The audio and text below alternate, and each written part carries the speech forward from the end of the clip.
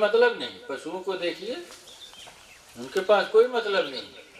हम मनुष्य शरीर में हैं, आप रूप कैसे ठहरा रहे हैं? हम कह रहे हैं मूलाधार का द्योतक है वो रूप। मूलाधार की पोटेंसी से एक खास किस्म का सेंसेशन आपको होता है। आप जन्मांतरों की या जेनेटिक कंडीशनिंग से उसे पकड़ते हो, बस। पता नहीं हमारी भाषा कितने लोगों को समझ में आ रही। हमें संशय है कि शायद बहुत कम लोग समझें। हाँ। क्योंकि साइंस का मैटर है जी, समझ में नहीं आया। हम खुद ही कह रहे हैं, बहुत कम लोग समझेंगे इस बात को, लेकिन हमारी व्यवस्था हम बोले भी क्या। एक बार वो कंडीशनिंग जेनेटिक मामले के हिसाब से, शारीरिक स्मृति के हिसाब से, वो मूलाधार का सेंस की पोटेंसी चेहरे से उसका प्रतिबिंबन होता है, इसलिए वो औरत को या पुरुष को सुंदर कहता है। लेकिन वह सुंदर कहता है अपने आधार पर। अगर ऐसा ना हो तो सुंदर भी नहीं कह पाएगा। उसके बाद भी पोटेंसी का आधार चाहिए, उसके बाद भी पोटेंसी का आधार चाहिए, क्योंकि आकर्षण तो चाहिए। देव कंडीशनिंग का मामला है। लेकिन आप सीधे रूप को दर्शा नहीं सकते।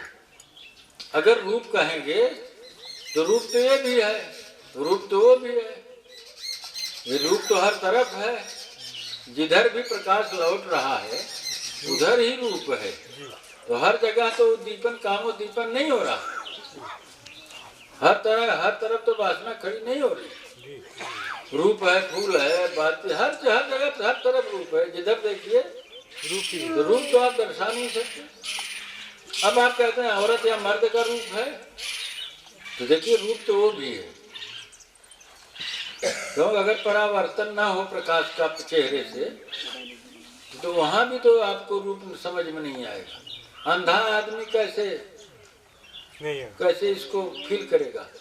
बहरा आदमी कैसे फील करेगा? बड़ा सुंदर आवाज है, मधुर भाषिणी, कैसे बोले? अंधा आदमी कैसे कहेगा गजगामिनी है? नहीं, कोई गजगामिनी नहीं है।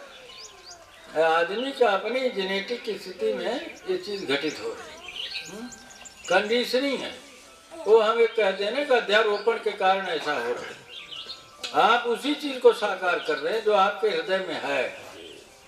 और यहाँ साधना की बात चल रही है, तो साधना का मतलब यह है कि भाई आप उसी चीज को तो आपको देखना भी है। हाँ, तो कैसे देखेंगे? या तो आप सम्मोहित करेंगे अपने को। आप जब गुरु के ज्ञान को स्वीकार करेंगे, निरपेक्ष भाव, दृष्टा भाव, साक्षी भाव, गुरु का ज्ञान कहिए लेके खड़े होंगे, तब देख पाएंगे। आप जब किसी को महापुरुष के पास जाते हैं सत्संग की प्रवृत्ति से लेके तब उसमें विचार होता है कि ये क्या उपाय बता रहे हैं, ये तो दर्शा रहे हैं। देखो भैया, रूप से कोई मतलब नहीं है। देखो ये ध्वनि से कोई मतलब नहीं है। देखो स्वाद गंध से कोई मतलब नहीं है। और देखो इसका मतलब स्पर्श से भी मतलब नहीं है। अगर आप कहते हैं स्पर्श से इसका संबंध है, तो आग में रख के आप आनंदित हो जाइए ना। आग में रख दो तो आपको कांटा धंसे तो आपको सुख होना चाहिए, वो भी तो स्पर्श से ही है, ठीक ना? बड़ा खुरदरी जगह हो, पैर छिल जाए तो उसमें भी खुश होइए। नहीं, तो स्पर्श कहाँ से दो? सब तो स्पर्श ही है ना। बहुत ठंडी चीज है तो सुखी होइए ना, ठंडी लग रही है भैया, अरे गर्म है, तुरंत बिजली के तार फट सट है। स्पर्श तो सब है। अब देखिए वो स्त्री का स्पर्श क्या है? नहीं, स्त्री का देखिए वहां भी एक कंडीशनिंग है। तो बातें हैं, आप क्रम से नहीं विचार करते, क्रम से आप नहीं चल रहे। पांचों इंद्रियों पे आप गुलामी झेल रहे, पांचों इंद्रियों की गुलामी आप कर रहे हैं।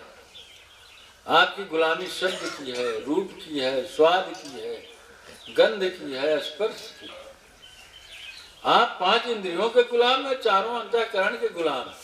यही तो आपका सबसे बड़ा रोग ही है। मन बुद्धि चित्त अहंकार की लागल व बीमारी हो। कैसे जैवे पिया की नगरिया मोरी मैली बा, काम क्रोध दुई दुश्मन मेरे, लोभ मोह मद में घेरे, संशय के छायल बा धियरिया, ऐसे जैसे पिया की नगरिया मुरी। तब कहे ना, मन बुद्धि चित्त अहंकार के लागल में बीमारी। इतनी गहरी बीमारी है मन बुद्धि चित्त अहंकार की। जन्मांतरों से अनंत काल से, या नहीं मानते अनंत काल, तो इस जन्म की जेनेटिक की स्थिति तो है ना। जिस शरीर में आए, ये शरीर काम से निर्मित है, इसकी जेनेटिक की स्थिति का, इसका डीएनए कैसा है, आरएनए कैसा है। आप आ गए, आप बेश्या के गले लग रहे हो, अब कह रहे हो इससे तो हमें साध्वी की तरंग नहीं मिल रही है। अरे बेश्या के गले लगोगे तो साध्वी की तरंग मिलेगी। ये शरीर जैसे निर्मित है, इससे एक हो रहे हो। कह रहे हो हम इसका आकाश पर नहीं उड़ रहे। ये शरीर आपका आया कहाँ से? आपने ख्याल किया? आपने अपनी माँ को देखा, अपने पिता को देखा, कहाँ से आया, कैसे आया? वो प्रेम प्रसंग में वो आपको तपस्या करके बुलाए थे अंतरिक्ष से, कहो बेटा हम तुम्हारा आह्वान करते हैं। आपने अवसर दिया, आप गर्भ में प्रवेश करके बात हो गई। फिर आपका कर्म, आपका प्रारब्ध आपको चुन के रख दिया। तो आप कहाँ कह रहे हो कि मन बुद्धि चित्त अहंकार का लागल भी बीमारी है। अभी इंद्रियों की एकदम बीमारी लगी है। ये बहुत सुंदर है, ये बहुत खूबसूरत है, ये बहुत कमनीय है, ये बहुत ही कमनीय है। भैया क्या बता रहे? आप बता रहे हो आप बहुत काम वासना से त्रस्त हो।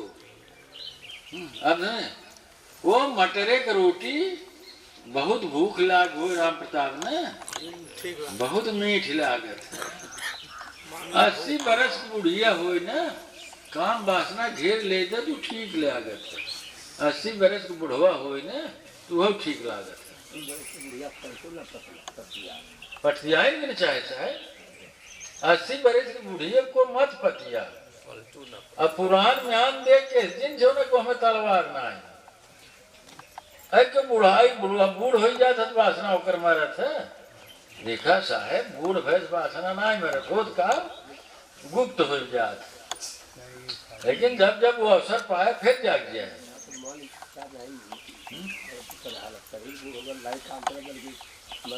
ना ही अवसर पाने पे फिर जवानी आई, फिर सक्रिय हो जाएगा। वैसे भी अवसर पाने में जाग जाती। मुनि हृदय का नर बापुरे, विषय कुपथ्य पाई अंकुरे। विषय कुपथ्य इसलिए साधु सन्यासियों में बड़ा दूर बना के रखा जाता है।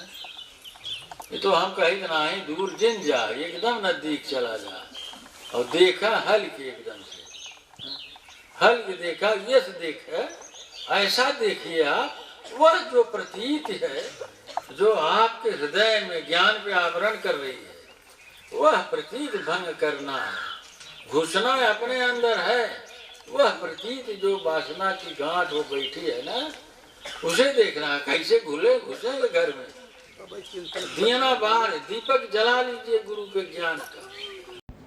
अगर वीडियो पसंद आया हो तो प्लीज़ लाइक, शेयर और सब्सक्राइब करें। साथ में बेल आइकन भी दबा दें, जिससे आपको समय से नोटिफिकेशन मिल सके। अपने मित्रों, स्वजनों, परिवार वालों को सब्सक्राइब करने में सहयोग